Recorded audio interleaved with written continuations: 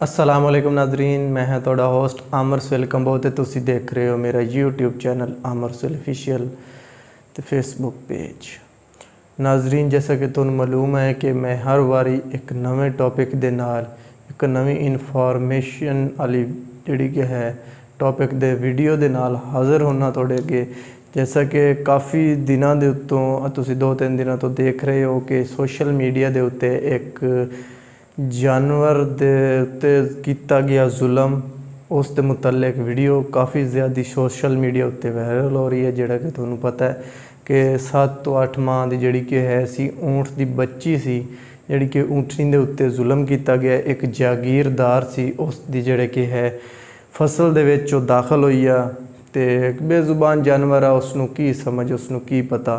तो वो नाल ही किसी जिमींदार दे खेत दे विच जाके ते कोई सब्ज़ा वगैरह या फिर उसकी जिहड़ी कि फसल में थोड़ा बहुता वो खादा आ या फिर उस दे जुल्म दी इंतहा वेखो उस बंदे दा कि उस बंदे ने जानवर दा जिहड़ा कि है जिंदा जानवर दा पाँव हाफ पाँव काट दिता। जैसा कि तुहानू पूरी वीडियो दिखाने किस तरह ऊँटनी बिल बिला रही है। रब दे अर्श ते सीधी ओदी आह जाके लगूगी। तो काफ़ी सारी इस मुतल्लिक बहुत ज़्यादा वीडियो सोशल मीडिया ते वायरल हुई ने ते हर बंदे ने इस चीज़ नू मनिया तस्लीम किया कि वाकई ही जिहड़ा कि है किस जिहड़ा कि है ऊँटनी दे बच्चे दे उत्ते जुल्म किया गया है। तो इंशाअल्लाह मैं नेक्स्ट थोड़े सामने काफ़ी इन्फॉर्मेशन वीडियो लेके हाज़र होवांगा।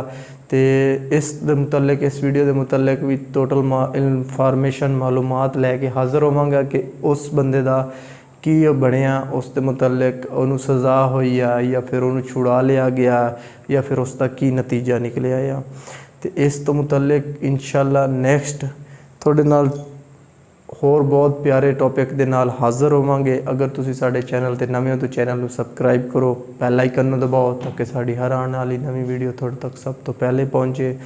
तो साडे चैनल नूं ज़्यादा तो ज़्यादा शेयर करो, सपोर्ट करो, इंशाअल्लाह फ़ायदा होगा। काफ़ी सारा दोस्तों का भी फ़ायदा होगा तो साडा भी फ़ायदा होगा। दुआवां च याद रखियो। पाकिस्तान जिंदाबाद।